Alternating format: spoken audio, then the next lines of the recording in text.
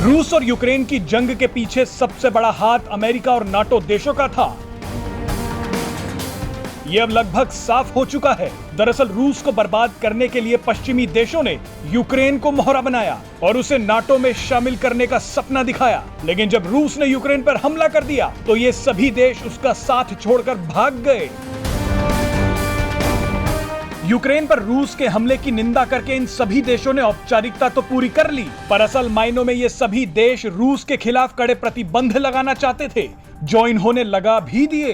बहरहाल नाटो के ये सभी देश लगातार रूस की निंदा तो कर रहे हैं, उसके खिलाफ संयुक्त राष्ट्र में प्रस्ताव भी ला रहे हैं। लेकिन अब अचानक नाटो के कुछ देशों ने रूस पर भारत के रुख की तारीफ करनी शुरू कर दी है, जिनमें फ्रांस और जर्मनी सबसे आगे हैं।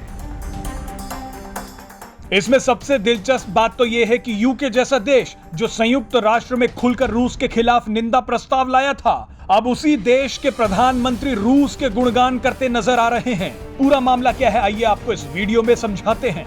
दरअसल ब्रिटेन के प्रधानमंत्री बोरिस जॉनसन ने रूस को महान राष्ट्र और महान विश्व शक्ति बताते हुए उसकी तारीफ में कसीदे पढ़े। उन्होंने कहा कि रूस के लोगों के प्रति हमारी कोई शत्रुता नहीं है। उन्होंने आगे यहाँ तक बोल दिया कि रूस का यूक्रेन पर हमला नाटो संघर्ष नहीं है। हालांकि बाद में बोरिस जॉनसन ने इस मामले पर सफाई देते हुए कहा कि हम पुतिन की आक्रामकता का जवाब जरूर देंगे। बहरहाल चलिए अब बात करते हैं फ्रांस और जर्मनी की। ये दोनों ही देश नाटो समूह का हिस्सा हैं और अब इन दोनों ही देशों ने अचानक रूस पर भारत के रुख की तारीफ कर दी है।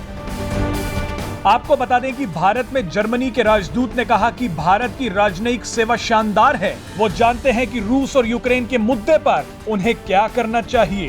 कुछ ही दिन पहले भारत में फ्रांस के राजदूत इमैनुअल लेनिन ने भी कहा था कि किसी भी देश को ये बताना नहीं चाहिए कि भारत को क्या करना चाहिए।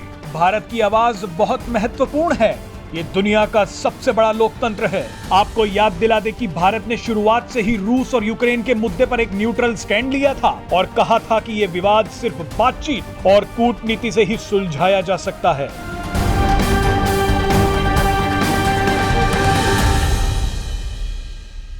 Presenting B News app, available on Google Play and App Store. Download it now.